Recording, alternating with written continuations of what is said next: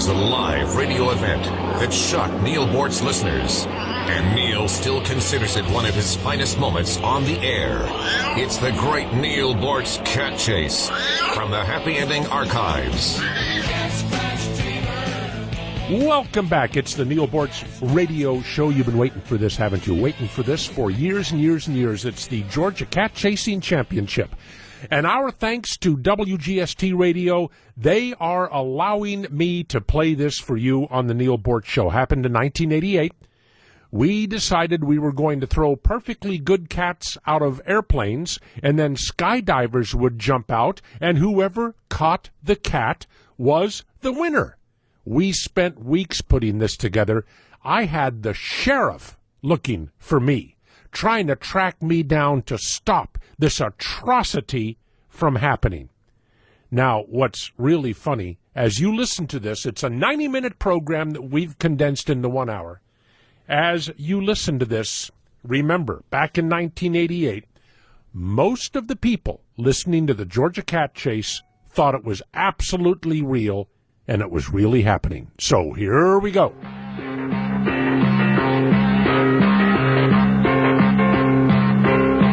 Well, good morning. Is this working? Okay. Good morning, everybody. This is Neal Boortz, and we're somewhere south of Griffin, Georgia, in a place that, for obvious reasons, we're not going to exactly disclose to everybody. And you might be able to hear some of the sounds of the crowd in the background. But this is, the event we're covering is the great, as some people have now called it, the Great Georgia Cat Drop. We are here for the Georgia Cat Chasing Championships. And things are pretty well lined up for us to really have a good time with the Cat Chasing Championships this morning. Oh, you can hear some of the contestants in the background, as a matter of fact. We have cages full of cats around here, and we're going to be introducing you to some of them a little bit later. But we have Louis Guy with us. You'll remember him from the other morning back at the studios. Louis visited us there. Louis, how are you? Hi, how you doing? We've got to get a little bit closer. Okay. Now we can hear you. Okay, and we're ready to go. You brought one of the competitors with you. I didn't know that. I thought we were doing the Georgia Championships, but you've actually got a skydiver here from Australia. Oh, yes, sir. Yeah, and in your name, sir? My name's Kiefer McKay. Good day, Nick. Good. How you doing, Neal? Good day. That's wonderful.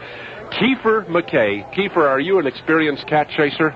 Oh, quite so. We've been chasing cats down under for quite a few years now. It started with parasailing. My cat Roy Boy and I got into parasailing first. Parasailing with cats? That's right. We drag them behind a Jeep. Well, not really drag them, but we set them free in a little parachute that we have designed for the cat himself. And that's how we got started. We parasailed first. Louis, since our program Wednesday morning, we got a little bit of a jam from some animal rights groups, and they have been complaining, and I think we need to address their concerns first. They're upset. Well, Neal, I don't think that there's really a whole lot of reason to be upset. I mean, we're not talking about dogs. You know, these are cats, and besides that, you know, cats fare much better than what most people think. There's only, as far as we know, really, there's only been one fatality.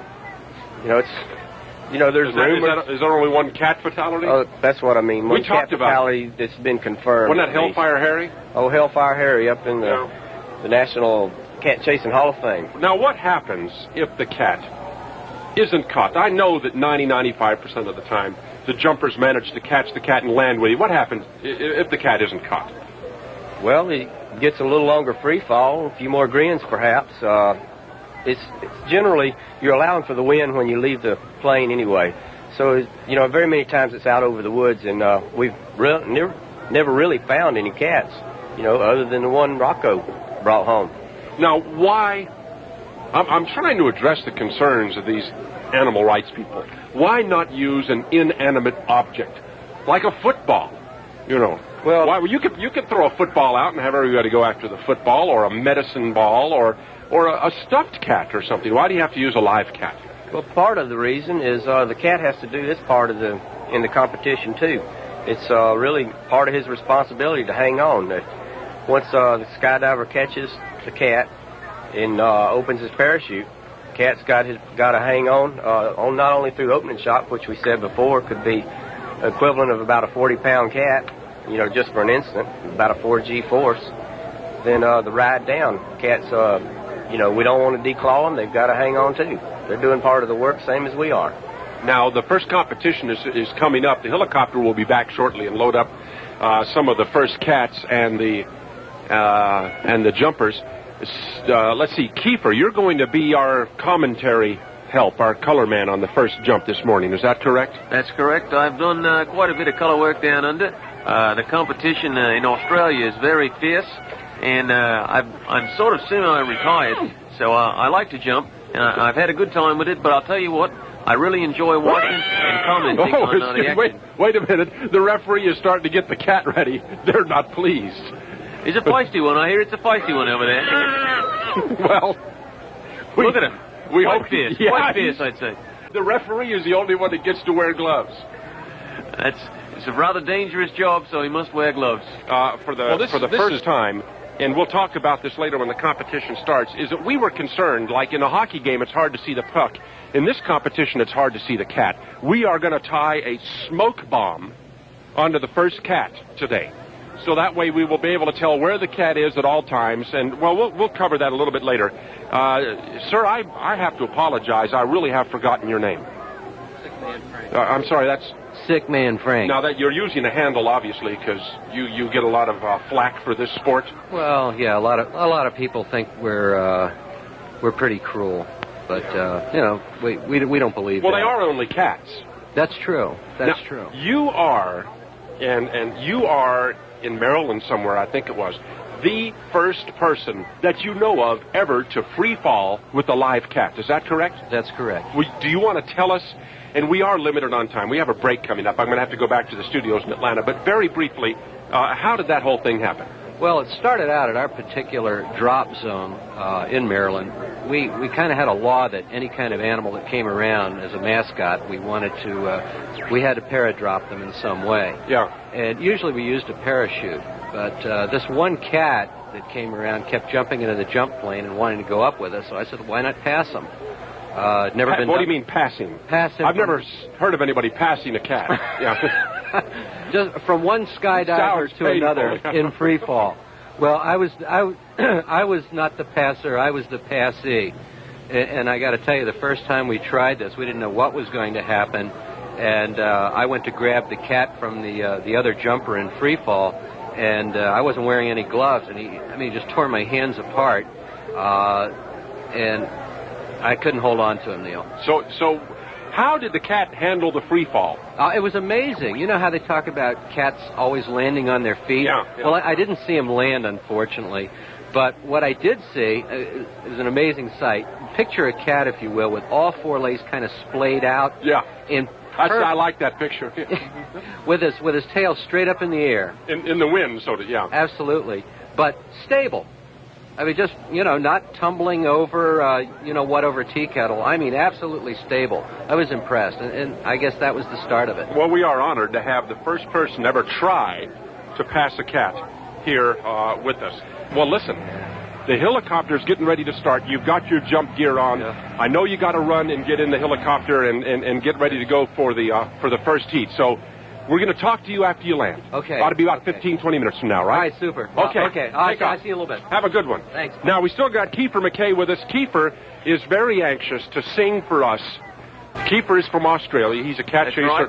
That's right. And he's very anxious to sing for us the cat chasing anthem. The helicopter is taking off now. The crowd is excited. We're getting.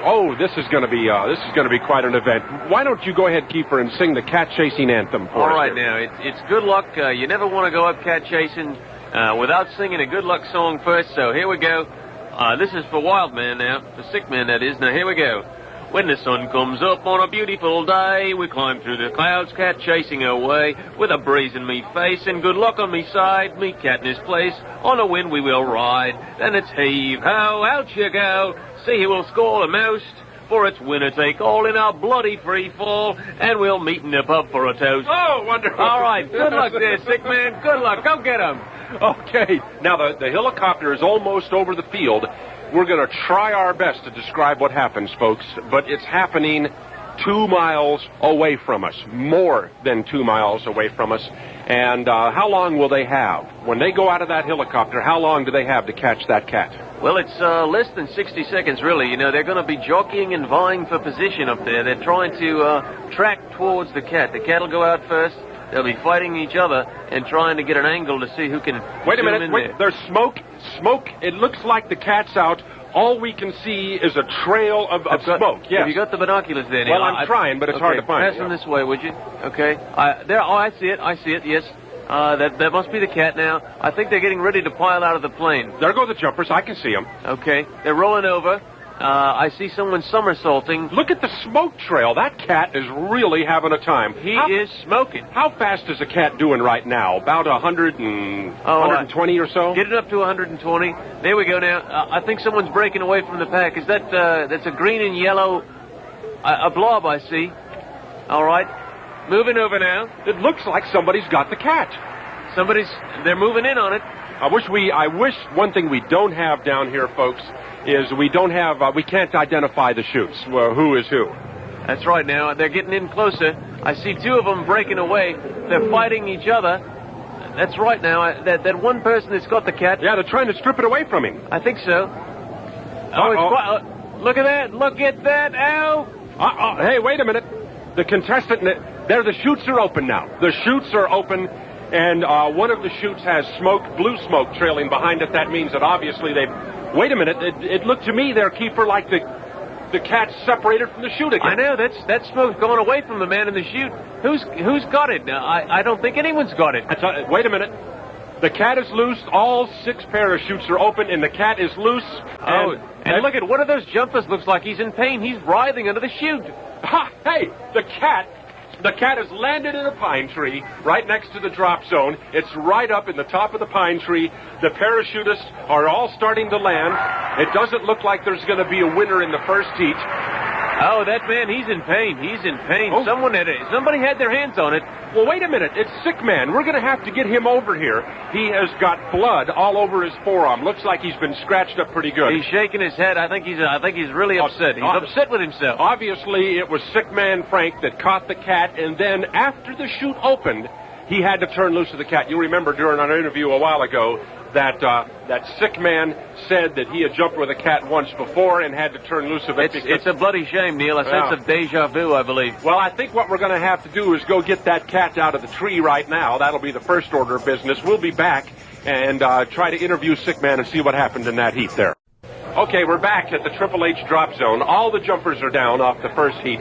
Nobody scored, so that means that all of the 6 parachutists in the first heat this morning, I think I understand that if nobody catches the cat in the second heat, then Sick Man, Keeper, is this right? He may be able to go to the national championships. But if somebody does catch the cat in the second heat, they go. Well, I'll tell you, if nobody scores in the second heat, we've got to send Sick Man just because of his effort. I mean, he's scratched up, he's bloody. He had a marvelous try there. I think that was Lewis who hit him with a body blow on the free fall as he made his approach toward the cat. Wait a minute. That noise in the background, by the way, is a chainsaw. They're going to be working on getting that pine tree down to get the cat out of it. Sick Man, how are you feeling? What happened up there? Well, yeah, I went out last because I wanted to see what the other guys were going to do, because that's just my style. And I saw the Crazy Lou. He was the first man in and had the cat, and Lewis stripped him of the cat, and the other guys weren't even close. And I came in and stripped Lewis of the cat, and the cat. I want that cat examined.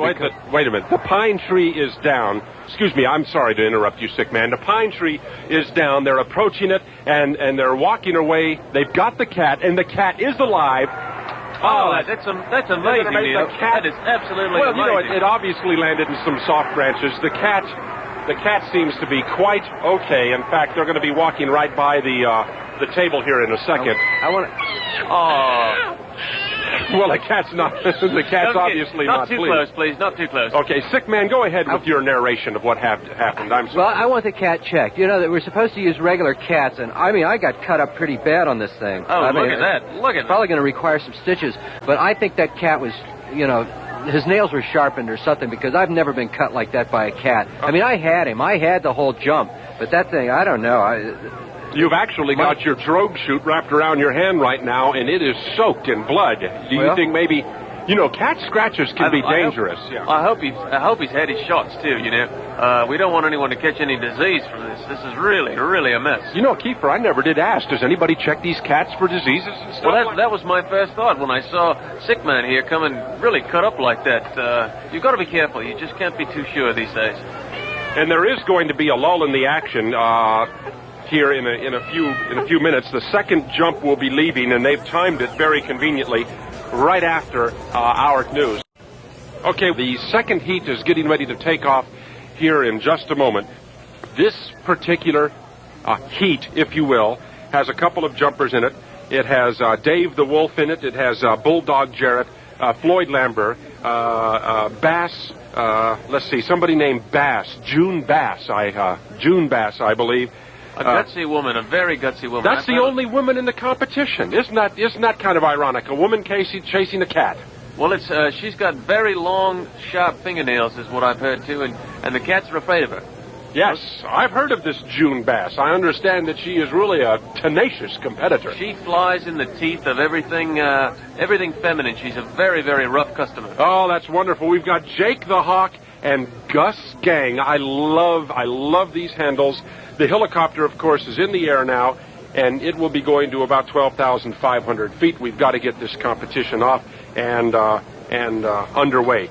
You know, we've already had one jump this morning, and the cat is obviously okay. I mean, they cut it out of a pine tree. What's everybody so upset about? Things are working just fine. That cat was an acrobatic wonder. I must say, I was rather impressed, and really, we just only hope excuse me. We just had some more static on the line there, but I think go ahead, Keeper. I don't think the people at home heard that. I was just saying that cat was an acrobatic wonder and a credit to the sport. We only hope T-Bone fares just as well. Oh, some of the cats that probably are not going to get to jump today are... Ooh. Nasty Good little God. thing. That cat's spitting.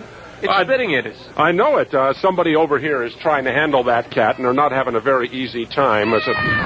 Oh, no, that was terrible. It just ripped the hell out of that. Gives a new name to Ripstop Nylon, doesn't it? That was horrible. Well, anyway, the helicopter is pretty well nearing its altitude, and I was quite disappointed that nobody landed with the cat the first time, Keeper. And Sick Man, you're still with us. You're the one that threw the cat into the top of the pine tree. You were only about 80 feet off the ground. Why couldn't you just hold on? You'd be going to the national championships in all likelihood.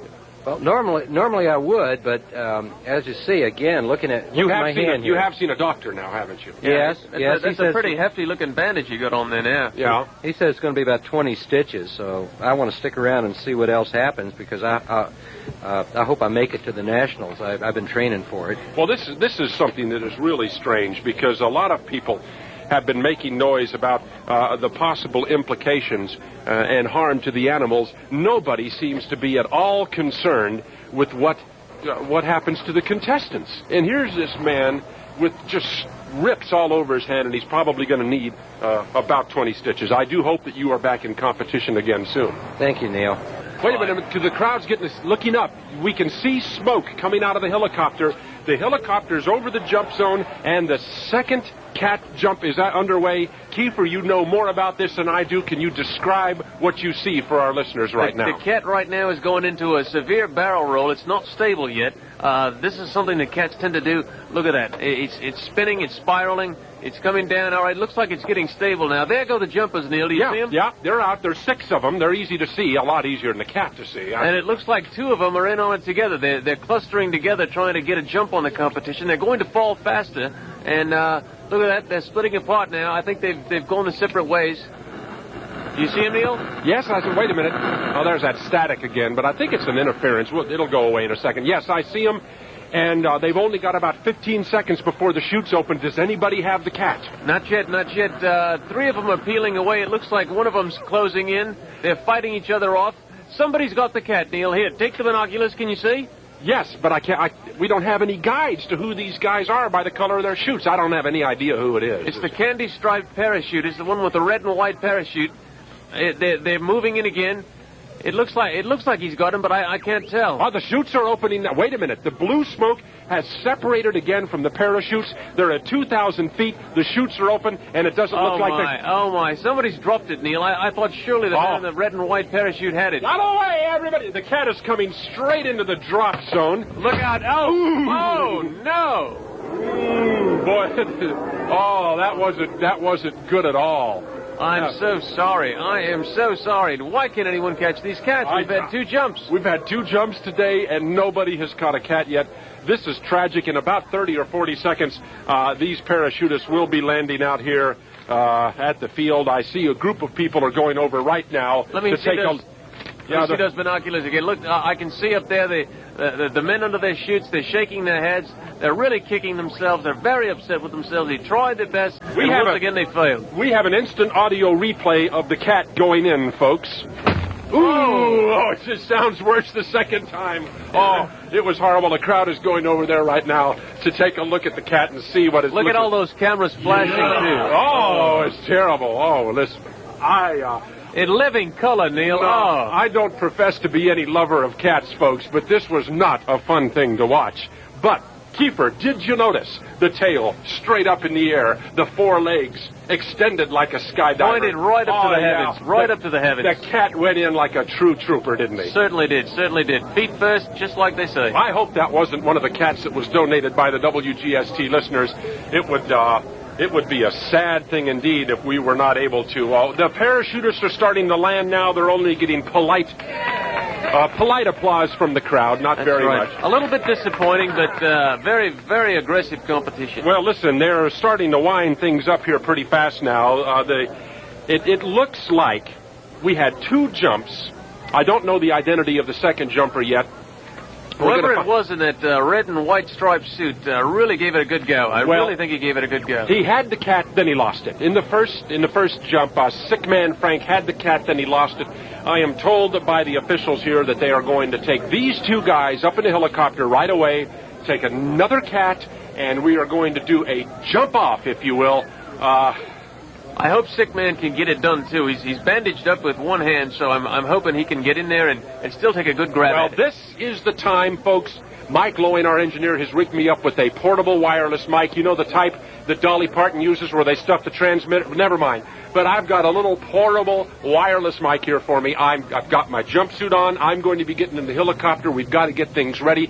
We are on our way up for the jump off, the sudden death jump off. And it's kind of hard to hear me from in here. I'm going to come back on the air just prior to throwing the cats out and jumping out of this helicopter. I'm trying to figure out, this microphone is attached to the front of this helmet, and we've got it kind of underneath a glass plate so that the wind noise hopefully won't be too loud. You can start to, I think if I can just hold it the right way, you won't be able to hear it. But at any rate, the referee now has the cat in his hands. He is getting ready to throw the cat out of the out of the helicopter. Excuse me, folks. I am a little nervous here, but it's going to come off here in just a second. Wait a minute. Here's the whistle. Oh, excuse me, folks. A little noisy up here. Okay, the cat's gone. In just a few seconds, we're all going to jump out of the airplane. The cat is gone, and okay, here we go. Oh boy! Now this it's a little hard to talk with all this wind noise in the microphone and in my ears, folks. But we're stabilized. The 2 contestants are fighting over the cat. They almost caught the cat instantly. And obviously one of them is going to land with the cat.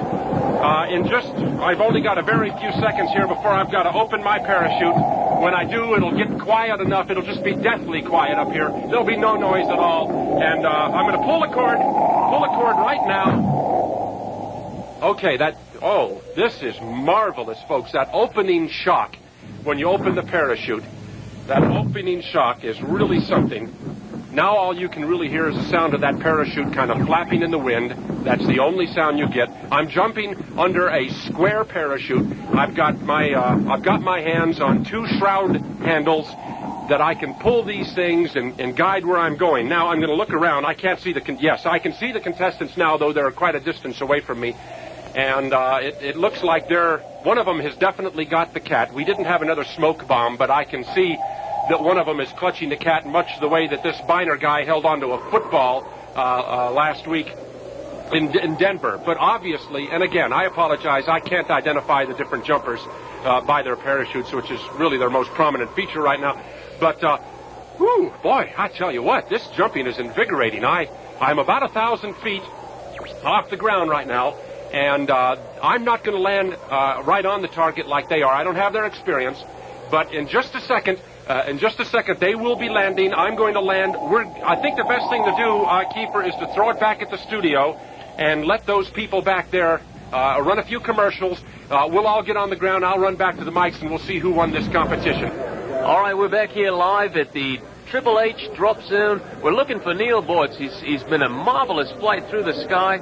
Bulldog Jarrett was up there with him. We're having a beautiful day here. It was really quite spectacular. I must say, Neal, for having not jumped in such a long time, buddy, you were a boffo. You were great. You really were.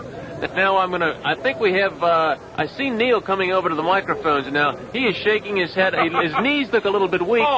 Listen, Kiefer, thanks for sitting in. I had really hoped to land a great deal closer to the microphones. Well, but, obviously my expertise is somewhat off. What are you having, a cat fight over here? These cats are rather feisty. I think they want to take a turn up in the plane now. I think they're jealous of their feline friends. Well, I'm sure they are, because it's obvious that the cats had a good time, and I do want to announce that out of 3 cat jumps today, 2 cats survived. Now that's better than they do in the Humane Society. Those are terrific odds. I would certainly think so. Now, we have the 2 contestants here. I landed so far away from the target, I still don't know what happened. So we got Sick Man Frank. We've got Bulldog Jarrett with us. Okay, Sick Man, tell me about the competition. Who won? What happened? I won it. I knew I could do it. I'm so excited, man. This is like one of the greatest things, man.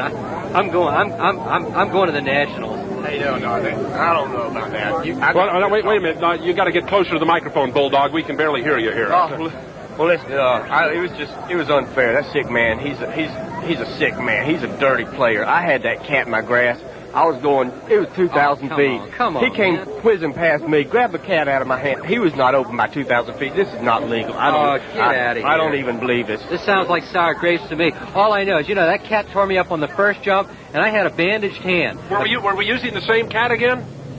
I don't know what his name was. What cat were we using here this time? Well, you go ahead. I'm going to go find out what Spinner. Spinner? Oh, well, I didn't.